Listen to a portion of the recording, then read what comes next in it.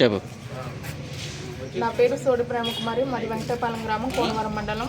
నేను వెంకటపాలెం గ్రామ సచివాలయంలో వాలంటీర్గా విధులు నిర్వర్తించేదాన్ని. అదే టైంలో అంగోతు నరేష్ అనే వ్యక్తి డిజిటల్ అసిస్టెంట్గా విధులు నిర్వర్తించేవాడు.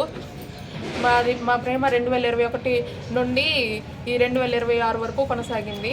నన్ను ప్రేమించమని వెంటపడేవాడు. అప్పటికి నేను ఒప్పుకోలేదు. నిన్ను పెళ్లి చేసుకుంటానని నేనున్నాను కదా, నీకెందుకు భయం అంటూ నా వెంటపడేవాడు. తన అసభ్యకరమైన మెసేజ్లు, తన న్యూడ్ ఫోటోలు కూడా పంపించేవాడు. ఎందుకు ఇలా పంపిస్తున్నావంటే, మన ఇద్దరం పెళ్లి చేసుకుంటాం కదా, నీకెందుకు భయం అంటూ అనేవాడు. సడన్గా నన్ను జనవరి నుండి అవాయిడ్ చేయడం స్టార్ట్ చేశాడు. ఎందుకు ఇలా అవాయిడ్ చేస్తున్నామని నేను గట్టిగా నిలదీయగా, మన ఇద్దరం పెళ్లి చేసుకుందామని అనేసరికి, నేను నిన్ను పెళ్లి చేసుకోను, నీ దిక్కున్న చోట చెప్పుకో అన్నాడు. ఇది మా గ్రామస్తుల పెద్దల దృష్టికి తీసుకెళ్ళడం జరిగింది. పోలీస్ స్టేషన్లో కూడా 16వ తారీఖున నేను ఫిర్యాదు చేయడం జరిగింది.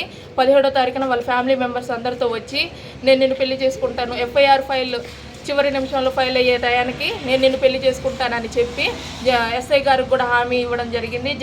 అంగీకార పత్రం మీద సంతకాలు చేయడం కూడా జరిగింది.